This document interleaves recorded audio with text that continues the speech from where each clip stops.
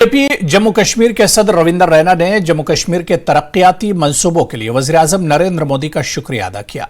उन्होंने कहा कि जम्मू कश्मीर भर से लोगों ने मोदी की रैली में शिरकत की।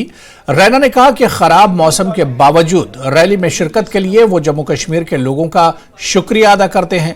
रैना ने कहा कि उन्हें उम्मीद है कि जम्मू कश्मीर में अमन, भाईचारा और तरक्की जारी रहेगी। लोगों के लिए अहम प्रोजेक्टों को वक्फ करने के लिए वज़ीर-ए-आज़म का शुक्रिया अदा किया। उन्होंने कहा कि पिछली हुकूमतों ने अवाम का पैसा लूटा, लेकिन अब हालात बदल चुके हैं। रैना ने वज़ीर-ए-आज़म की तारीफ करने के लिए डॉक्टर फारूक अब्दुल्ला का शुक्रिया अदा किया। बीजेपी जम्मू कश्मीर की तमाम 5 लोकसभा सीटों पर इलेक्शन लड़ेगी। रैना ने कहा कि अब उन्हें खुशी है कि अपोजिशन लीडरान बशमूल फारूक अब्दुल्ला और मुजफ्फर हुसैन बेग ने मोदी की तारीफ की है। फिलहाल तो भारतीय जनता पार्टी जम्मू कश्मीर की 5 लोकसभा सीटों और लद्दाख की जो पार्लियामेंट की सीट है उसकी जबरदस्त तैयारी में है। अपने दम पर हम चुनाव लड़ेंगे और जम्मू कश्मीर की आवाम की सपोर्ट से, गरीबों, मस्कीनों, मजलूमों, ज़ईफों की सपोर्ट से बीजेपी की जबरदस्त जीत होगी।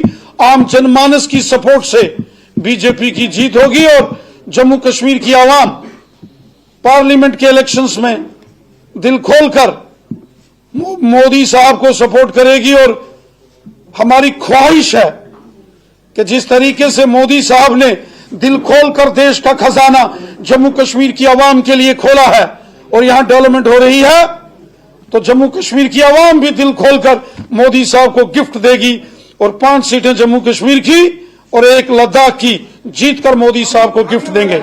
मैं शुक्रिया अदा करता हूं मोहतरम डॉक्टर फारूक अब्दुल्ला साहब का कि उन्होंने हमारे मुल्क के प्राइम मिनिस्टर जनाब नरेंद्र मोदी साहब की जबरदस्त तारीफ की है।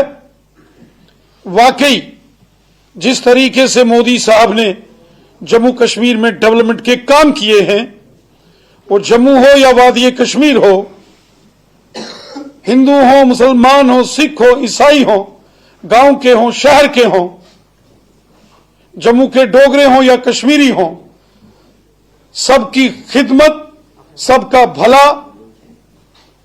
मोदी साहब ने किया है। और हमें इस बात की खुशी है कि जो